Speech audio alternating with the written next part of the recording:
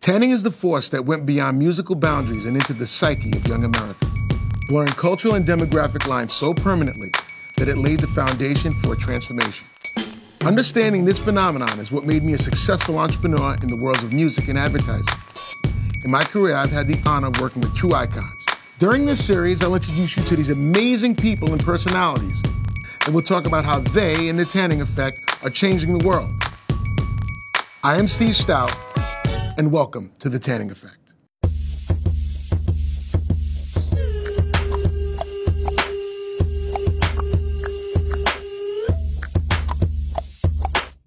Pharrell, welcome. What's up, man? How you doing, sir? I'm good, sir. And you? I'm all right, man. I'm very happy to have you here on the show today. I wanted to speak to you about everything that you've done in your career, how you've pushed the bars culturally, pushed the bounds and have taken it from America all the way to Japan and really spread hip-hop culture. I want to talk about that. So you grew up in Virginia Beach, Virginia. Yep. Not the music business mecca. In fact, your partner, Chad, talked about it, called it a suburban melting pot. Mm-hmm. How has growing up in Virginia in that environment affected your music in the way you grew up? Well, you know what? In Virginia, which I'm very proud of, I mean, I label it Normalville, USA. And it's because, you know, for the most part, you know, the music industry, for example, is not, you know, spread out throughout the country. I mean, it is now because virtually every kid is his own record company on his computer. But when we were starting out, there was no Interscope Records. There wasn't a Sony Records in a neighboring city. There wasn't any of those things. So, you know, it's like Teddy Riley fell out of the sky. You know, of all places, this guy's a huge producer. You know, he does everything from the music of a Guy to the band Guy to, you know, Michael Jackson's Dangerous album. And then, you know, miscellaneous interesting things like The Show, Dougie Fresh and Slick Rick and It Takes Two, you know, Rob Bass and Easy Rock. It's like, everything, yeah. Right? So yeah. just, he was this guy.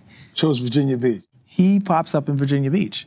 And he not only pops up in Virginia Beach, he's like a 5-minute walk from my high school. Literally, is the studio, is the place where he builds the studio. So we hear about this, and we're like, it's kind of like saying, you know, E.T.'s hanging out at the mall. You know what I mean? Like, it's like something you just can't even fathom to even have an opinion on.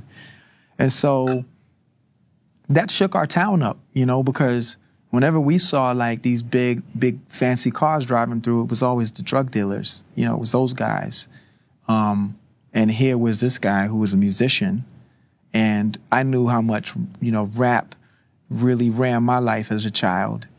And he was doing all this R&B, but, you know, we knew he did hip-hop too. So it's like, when this guy came in, it kind of like, it shook the town up, and everybody was sort of clamoring for their opportunity to sort of get a chance. And ironically, we were just performing at our high school talent show, and he had some scouts over there that saw us, and, you know, sort of the rest was history.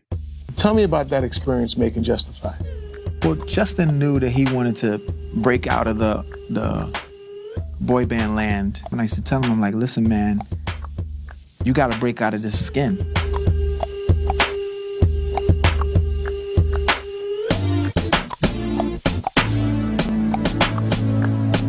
When the pimp's in the crib, ma, drop it like it's hot.